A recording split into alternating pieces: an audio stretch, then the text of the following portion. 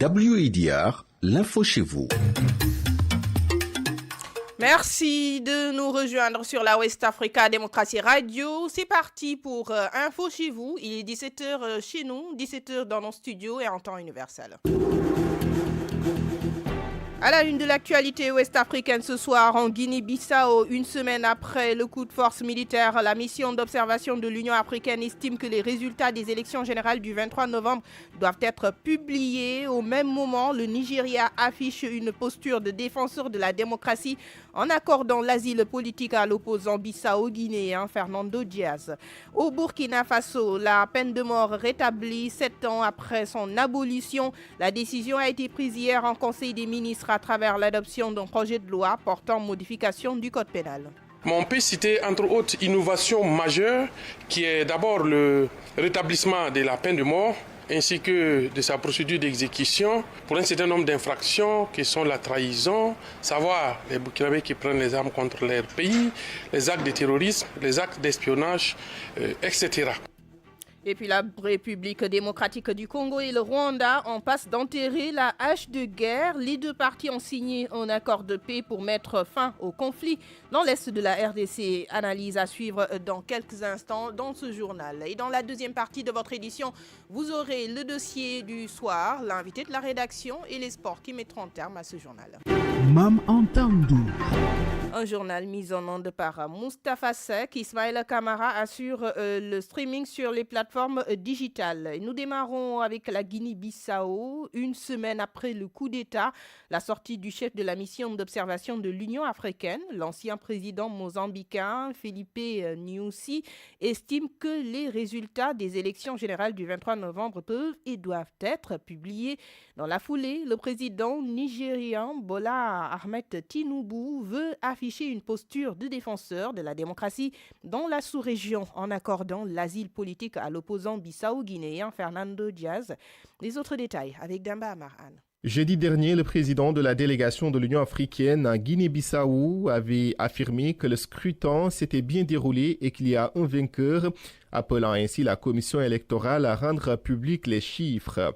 Quelques jours plus tard, la dite commission a annoncé ne pas être en mesure de proclamer les résultats en cause la saisie du matériel électoral par des hommes armés peu avant la vérification des procès-verbaux. La réaction ne s'est pas fait attendre du côté du camp du président sortant Umaro Sissoko Embalo.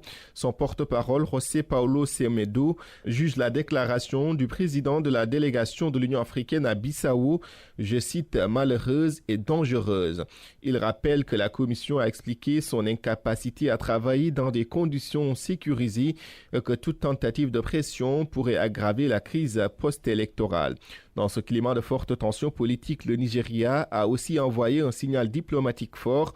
Abuja a annoncé avoir accordé l'asile politique à l'opposant bissau-guinéen Fernando Diaz da Costa, réfugié depuis plusieurs jours dans l'ambassade du Nigeria à Bissau. Le président nigérian Bola Ahmed Tinubu veut afficher une posture de défenseur de la démocratie dans la sous-région. En fin de semaine dernière, l'ancien président nigérian Goodluck Jonathan, chef de la mission d'observation de la CEDEAO en Guinée-Bissau, a d'ailleurs été reçu en urgence à Abuja dès son retour. La Guinée-Bissau reste plongée dans l'incertitude alors que les instances régionales et internationales appelle au rétablissement rapide de l'ordre constitutionnel. Nous parlons toujours politique, cette fois-ci en Guinée voisine. À Conakry, ce vendredi, fait une semaine que la campagne électorale en vue de la présidentielle du 28 décembre a débuté. Les 9 candidats en lice seront sur le terrain pour convaincre les électeurs en exposant leur projet de société, car en Guinée, les attentes demeurent nombreuses. Ce soir, nous donnons la parole aux femmes et aux jeunes qui suivent de près le processus électoral. Des propos recueillis à Conakry par Tierno Alpha Ibrahima Baldé. J'attends du futur président qu'il place l'égalité entre les femmes et les hommes au cœur de son action. J'aimerais aussi qu'il y ait une protection réelle contre les violences faites aux femmes. L'égalité professionnelle et économique. J'attends aussi qu'il réduise véritablement les écarts de salaire, facilite l'accès des femmes aux postes à responsabilité et favorise l'entrepreneuriat féminin. Mes attentes pour le futur président de la Guinée, nous, on veut un président engagé, motivé, qui va être là pour la population guinéenne, surtout la jeunesse, parce que voir aujourd'hui un président prendre 10 000 fonctionnaires d'État, dans un seul pays, c'est pas évident. Donc, on veut un président qui va suivre le même chemin, qui ne va pas dérailler surtout, parce qu'il ne faut pas venir trouver ce que ton ami a bien construit, puis le monde applaudit pour lui. Toi aussi, tu viens, tu gâtes ça. Donc, on ne veut pas ça. On veut un président motivé qui va conduire notre projet Simandou 2040 jusqu'à nouvel ordre. Moi, ce que j'ai à dire à nos présidents, je voulais qu'ils nous aident au travail. Au Simandou, parce qu'à l'heure là, il y a beaucoup de chômage. Donc, il y a nos frères, nos sœurs ne travaillent pas à l'heure là. Donc, il n'a qu'à nous aider pour avoir travail, pour nous sortir de la pauvreté. J'aimerais que le président de la République s'accentue vraiment sur l'employabilité, ce qu'on appelle de la jeunesse. Si la jeunesse ne travaille pas, cela veut dire que la Guinée, le pays n'aura pas de l'avenir. Donc, j'aimerais que le futur président de la République qui sera élu, qu'il met son tout pour que la jeunesse guinéenne puisse pouvoir exercer quelque chose. Nous voyons ce qu'on appelle le méga projet de Simandou. On nous parle des avantages de ce projet. Mais j'aimerais que le futur président qui sera là mette tout en œuvre pour employer ce qu'on appelle la jeunesse guinéenne. À l'instant, les propos des femmes et jeunes de Conakry en prélude à la présidentielle du 28 décembre prochain, qui revenaient sur leurs différentes attentes. Nous parlons toujours politique, mais cette fois-ci au Mali, avec les opposants à la transition militaire qui ont créé ce vendredi 5 décembre une nouvelle coalition dénommée CFR, la Coalition des Forces pour la République. Elle regroupe des acteurs politiques et de la société civile, tous en exil. Cette coalition, dirigée par l'imam Mahmoud Dicko, ancien président du Conseil islamique du Mali, se veut non violente. Alpha Aboubakar nous en dit plus. La coalition des forces pour la République se présente comme une alliance de politiques, d'acteurs de la société civile et d'universitaires pour faire face aux militaires au pouvoir. Une coalition de résistance aux militaires pour le retour à l'ordre constitutionnel et le rétablissement des libertés fondamentales dans le pays. L'Alliance se fixe aussi pour objectif de créer les conditions pour un dialogue national incluant les groupes armés maliens, notamment le JNIM, dirigé par les chefs terroristes Yada Gali et Amadou Koufa, et le FLA, Front de libération de l'Azawad, mouvement rebelle indépendantiste. Amené par l'ancien président du Haut Conseil islamique du Mali, l'imam Mahmoud Dicko, en exil en Algérie, la coalition ne dévoile pas explicitement les actions qu'elle mènera pour contraindre les militaires à quitter le pouvoir. Elle n'explique également pas comment elle réussira à tenir un dialogue national alors que l'essentiel de ses membres sont en exil entre l'Afrique, l'Europe et l'Amérique. La CFR appelle cependant les Maliens à rejoindre son mouvement, je cite, non violent. À la population, elle demande de lancer un mouvement de désobéissance civile, aux militaires de lancer la désobéissance éthique et aux magistrats de lancer la résistance judiciaire. Pour le moment, Bamako n'a pas encore réagi à la création de cette nouvelle coalition contre la transition militaire. Nous restons toujours au Mali et c'est pour parler des autorités qui annoncent la création prochaine d'un comité chargé de lutter contre les discours haineux et des propos hostiles visant les guides spirituels. C'était au cours d'une rencontre entre le Premier ministre Abdoulaye Maïga et les leaders religieux. À travers cette décision, le gouvernement malien veut renforcer et préserver la cohésion sociale. Plus de détails avec Cher Ndiaye sur les notes de Aliou Cham depuis Bamako. Face aux représentants du Haut Conseil islamique et les églises catholiques et protestantes, le Premier ministre Abdoulaye Maïga a indiqué que ce comité est destiné à trouver des solutions contre les discours haineux visant les religions. Selon lui, cela permettra aux guides religieux de mener pleinement leur mission. Ce phénomène constitue des troubles à l'ordre public. C'est la raison pour laquelle le chef de l'État nous a instruit de mettre en place un comité qui aura essentiellement pour mission de réfléchir à des solutions permettant justement d'atteindre l'objectif d'apaiser le climat social et de faire en sorte justement que la pratique religieuse dans notre pays se déroule dans des conditions normales sans pour autant enfreindre ni la législation et s'inscrivant toujours dans cette dynamique de préserver l'ordre public. Une initiative à laquelle ont adhéré les différentes confessions religieuses. Pour elles, ce comité pourrait permettre de mettre fin à ces dérapages alors que les discours haineux continuent de fragiliser le tissu social. Ils se disent prêts à accompagner le gouvernement. Le processus devrait se poursuivre dans les prochaines semaines avec la mise en place officielle du comité. Les autorités misent sur cette structure pour apaiser le climat social et renforcer la régulation du discours public au Mali. WADR, nous sommes où vous êtes. À 17h10, le journal se poursuit sur la West Africa Démocratie Radio et nous parlons du Burkina Faso où la peine de mort a été rétablie après l'adoption en Conseil des ministres d'un projet de loi portant modification du code pénal. Pour rappel, la peine de mort avait été abolie en 2018 sous la présidence de Roch-Marc Christian Kaboré. D'autres décisions importantes ont été également prises lors de cette rencontre hebdomadaire de l'exécutif burkinabé. Écoutons à ce sujet Edasso Rodrigue Bayala. Il est le ministre burkinabé de la Justice. En termes d'innovation, il faut dire que le projet de loi qui porte effectivement relecture de la loi actuelle portant code pénal comporte beaucoup d'innovations sur ces 891 articles. Mais on peut citer entre autres innovation majeure qui est d'abord le rétablissement de la peine de mort ainsi que de sa procédure d'exécution pour un certain nombre d'infractions qui sont la trahison, savoir les Burkinabés qui prennent les armes contre leur pays, les actes de terrorisme, les actes d'espionnage, etc. Donc c'est pour un certain nombre d'infractions que la peine de mort a été rétablie. Ensuite, vous avez aussi un certain nombre de réformes qui sont intervenues au niveau du secteur dont il était nécessaire d'harmoniser avec le code pénal. Je cite par exemple le travail d'intérêt général qui se retrouve comme une peine principale et autonome dans le code pénal. La sanction de la promotion et des pratiques homosexuelles et assimilées qui se retrouvent également aujourd'hui réprimées dans le CPF, mais qui a été rapportée également au niveau du code pénal.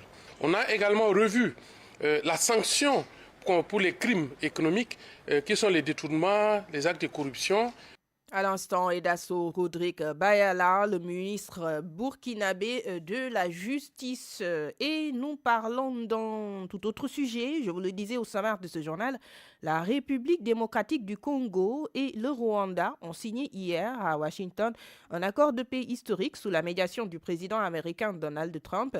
Un nouvel accord après celui de Doha, signé il y a quelques semaines et qui vise à mettre fin à plus de 3 décennies de guerre dans l'est de la RDC. Les parties signataires ont salué un accord historique qui prévoit un cessez-le-feu permanent, le désarmement des groupes armés, le retour des réfugiés, entre autres. Cependant, des spécialistes émettent des réserves. Et c'est le cas de Jérôme Nema, expert des relations internationales. Je vous propose de l'écouter. Quand on regarde dans le fond, quand on regarde dans la forme, il n'y a rien de bien sérieux qui puisse permettre que cet accord soit vraiment considéré comme un accord substantiel dans la bonne direction. Et je crois que c'est un peu dommage dans la situation que l'on traverse aujourd'hui. Mais aujourd'hui, tous ces processus, que ce soit de Washington, sont des processus qui sont bloqués sur le temps. Ils sont bloqués parce que d'un point de vue de conflit, la réalité est telle que sur le terrain, il n'y a pas eu un avantage militaire considérable et clair pour que les parties concernées comprennent que la solution n'est pas armée, que la solution peut se trouver sur un compromis négocié. Clairement, on sait voir que les parties qui sont engagées dans ce conflit, que ce soit le gouvernement de Kinshasa, que ce soit la FCM 23, à une certaine mesure le Rwanda qui soutient la FCM 23, on sait très bien voir et sentir qu'il n'y a pas de réelle volonté à trouver une solution définitive à travers un accord de paix. Parce qu'on le voit sur le terrain, les affrontements continuent, les renforcements des troupes continuent. En réalité, les partis, je crois, ont accepté ces négociations, que ce soit Washington et Doha, pour gagner du temps, pour leur permettre de se réorganiser, de reprendre le conflit sur le terrain. Et c'est malheureusement ce qu'on a aujourd'hui. Le plus grand obstacle, c'est le fait que les partis engagés ne sont pas encore arrivés à un point de saturation où ils sont clairement convaincus que seule une solution négociée leur permettra d'obtenir un minima ce qu'ils veulent. C'est avec cette analyse de Jérôme Nema, expert des relations internationales, que nous mettons un terme à cette première partie. Le rappel des principaux titres. À la une de l'actualité ouest-africaine ce soir, en Guinée-Bissau, une semaine après le coup de force militaire, la mission d'observation de l'Union africaine estime que les résultats des élections générales du 23 novembre doivent être publiés et au même moment, le Nigeria affiche une posture de défenseur de la démocratie. Le Nigeria accorde l'asile politique à l'opposant bissau-guinéen Fernando Diaz. Au Burkina Faso, la peine de mort rétablie 7 ans après son abolition. La décision a été prise hier en Conseil des ministres à travers l'adoption d'un projet de loi portant modification du code pénal. Et la République démocratique du Congo et le Rwanda en passent d'enterrer la hache de guerre.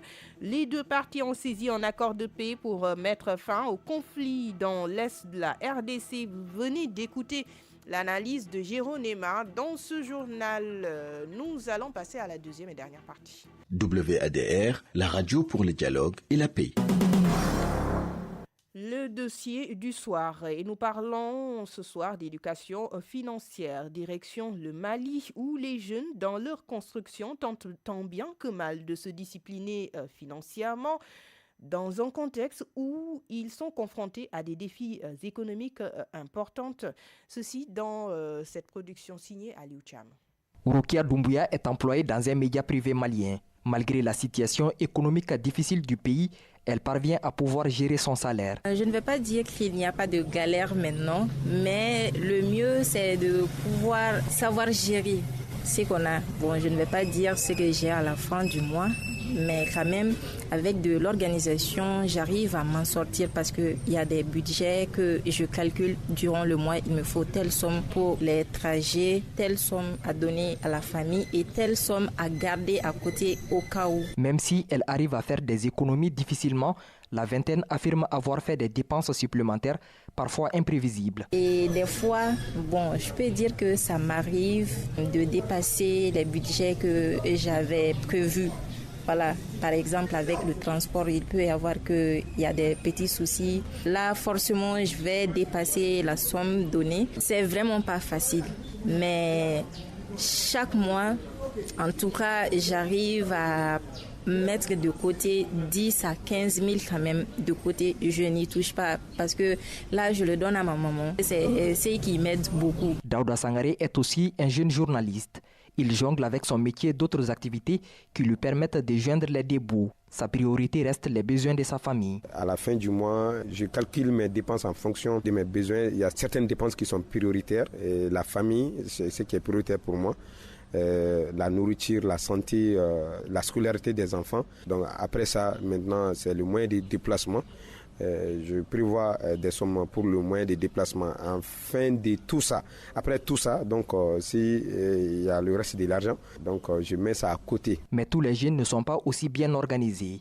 Entre pression sociale et influence des réseaux sociaux, certains se retrouvent endettés. Une situation que Nana Samake dit vouloir éviter. Rien n'est plus comme avant en fait. Mais avec ce qu'on a maintenant, comme on dit, il faut s'adapter à la situation à laquelle on fait face en fait. Ce qui m'est le plus cher, me retrouver dans une situation dans laquelle je ne peux pas m'en sortir en fait. C'est retrouver endetté. Ça, j'ai horreur. Donc, tout ce qui peut me conduire dans ça, je préfère ne pas m'avancer. Donc, comment faire? Si j'ai mon salaire, j'essaie de programmer. Je partage en même temps. Qu'est-ce qu'il faut mettre dans quoi? Qu'est-ce qu'il faut mettre de côté? Selon elle, les jeunes doivent apprendre à vivre de leurs revenus sans vouloir impressionner. Tout est question d'éducation pour moi. Et aussi de façon de voir les choses personnellement. Vouloir coûte que coûte montrer aux gens ce que toi tu n'as pas, alors que tu peux te retrouver endetté pour ça. Pourquoi faire ça? Bon, chacun a sa façon de voir les choses en réalité. Pour eux, peut-être ça c'est normal. Mais pour moi, ce n'est pas normal. La vie, ce n'est pas ça. Il faut essayer de se forger un chemin, se fixer un objectif. Se fixer des objectifs et de se donner les moyens de les atteindre, c'est ce que semble comprendre Daouda Sangaré. Moi, je ne suis jamais tenté de faire des dépenses au-dessus de mes moyens. Je ne suis pas matérialiste, mais je prévois. Chaque fois, j'ai toujours des idées. Si j'ai l'argent, je vais faire tel ou tel projet. Donc, une fois que j'ai l'argent, donc j'investis l'argent dans ces projets-là. Et au fur et à mesure, ces projets génèrent de l'argent et petit à petit, je suis en train de surmonter les difficultés de la vie. Pour ces jeunes, chaque franc économisé compte dans un pays où la précarité se vit au quotidien pour certains. Une bonne discipline financière s'impose. De Bamako, Aliou Cham pour la West Africa Democracy Radio. WIDR, l'invité. Une lettre ouverte adressée à la CEDEAO pour un retour à l'ordre constitutionnel en Guinée-Bissau. Près de 10 jours après la prise du pouvoir par les militaires, de nombreux intellectuels africains interpellent l'organisation ouest-africaine. Ils sont d'anciens cadres de la CEDEAO, d'anciens dirigeants politiques ou encore d'anciens diplomates, à inviter les chefs d'État de la région à peser de tout leur poids pour la poursuite du processus électoral en Guinée-Bissau. Pour eux, il est encore possible de résoudre la crise politique en Guinée-Bissau. Notre invité ce soir est Adama Gaye. Il est ancien directeur de la communication de la CEDEAO, un des signataires de la lettre ouverte. Il s'est entretenu avec Demba Amaran. Bonjour Adama Gaye.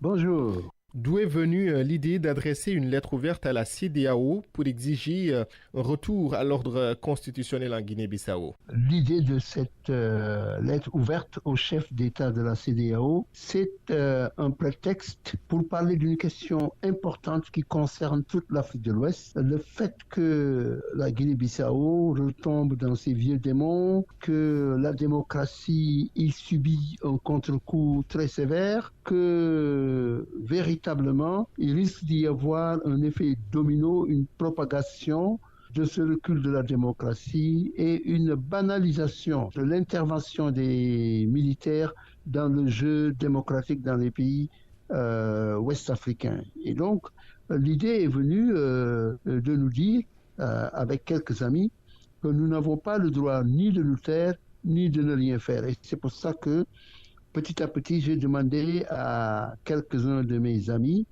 s'ils étaient prêts à signer un texte.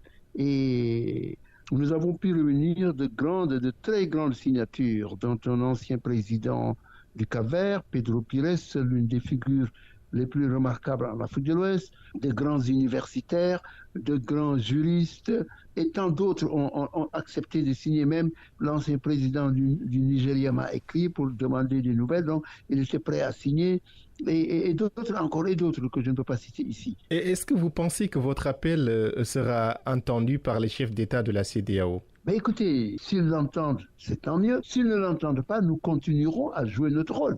Je crois que le temps où les décisions se prenaient par des autorités politiques, seul ce temps-là est révolu. Nous vivons à l'ère quand même de la révolution technocratique et technologique, avec l'intelligentsia qui a un devoir tribunicien pour prendre la parole et exprimer son opinion.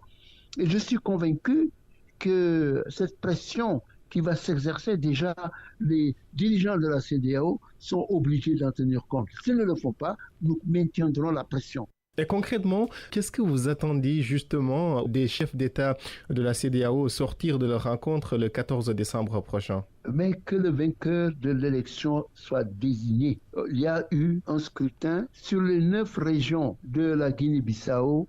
Les 7 ont été remportées par le candidat soutenu par le PAIGC. Au nom de quoi devrait-on laisser des bandits sous la férule de chef d'État qui s'est senti battu aux urnes et qui sent que véritablement ses jours sont comptés, décider que voilà, son action devrait être acceptée? Non, je crois que nous pouvons offrir à la CEDEAO la chance de prouver qu'elle sert encore à quelque chose. En tant qu'ancien directeur de communication de la CEDEAO, pensez-vous que l'organisation ouest-africaine soit en mesure de rétablir l'ordre?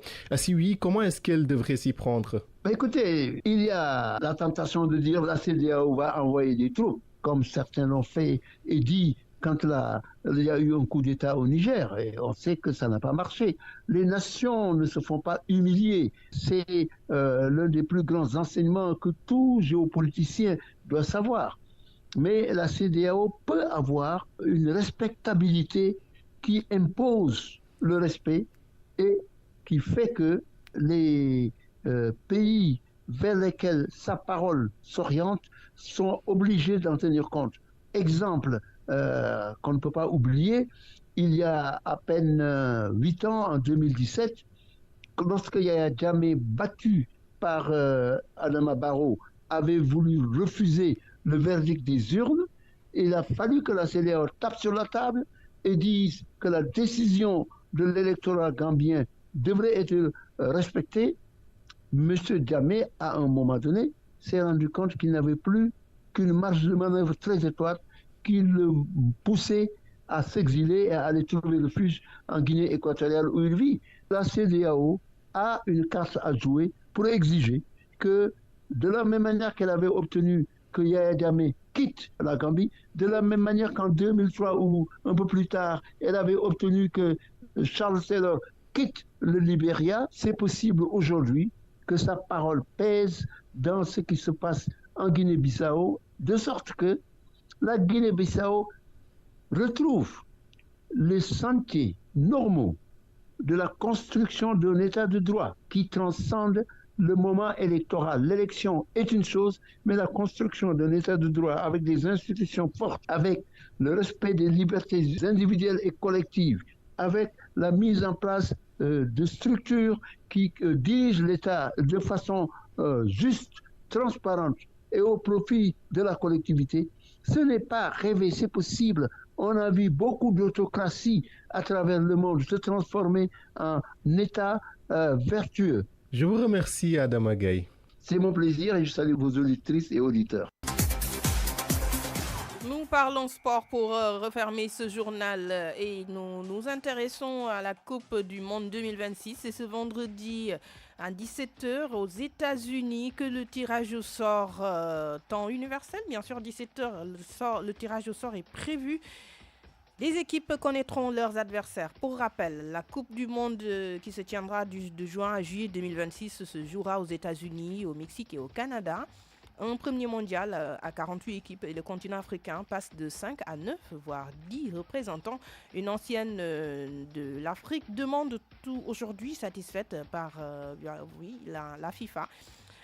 Même comme on continue de réclamer plus de place pour un continent qui compte plus de 50 fédérations de football. Toujours par rapport, bien sûr, à cette Coupe du Monde 2026 et les sélections africaines.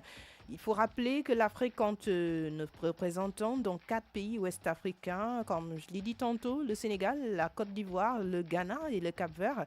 À côté, il y a le Maroc, l'Algérie, la Tunisie, l'Égypte et l'Afrique du Sud. Et la RDC va jouer les barrages à l'occasion de décrocher une deuxième place pour l'Afrique. Alors, retenons également que le tirage au sort qui se tient à l'instant ce soir va tout simplement répartir toutes les équipes dans 12 groupes de 4.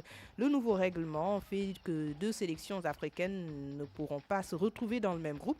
Cela leur donnera plus de chances de qualification pour la suite du tournoi. Et nous allons terminer avec le nouveau système de la FIFA pour ce premier mondial à 48 équipes. Les 2 premiers de chaque groupe ainsi que les 8 meilleurs 3e seront qualifiés pour les 16e de finale. Ceci dit, les équipes africaines réparties dans chacun des 12 groupes auront donc toutes leurs chances de passer déjà le premier tour de la compétition. Ce qu'il faut retenir également, c'est que la majeure partie des équipes du continent au mondial ne vont pas tomber sur les cadres d'entrée de jeu. Cela donne aussi plus de chances d'aller loin dans la compétition. Par ailleurs, le Sénégal et le Maroc, à cause de leur classement FIFA, vont tomber sur des grosses machines comme l'Argentine, l'Espagne, le Brésil ou encore la France. C'est tout pour ce journal. Un grand merci à toute l'équipe technique. Ismaïla Kamara a assuré le streaming sur les plateformes digitales et la mise en onde de cette édition d'information. C'était l'affaire de Moustapha Seck. Un grand merci à lui. Merci à vous, amis auditeurs, de nous avoir écoutés, suivis. Excellente suite de soirée sur la West Africa Démocratie Radio. Merci de choisir la West Africa Démocratie Radio pour vous informer.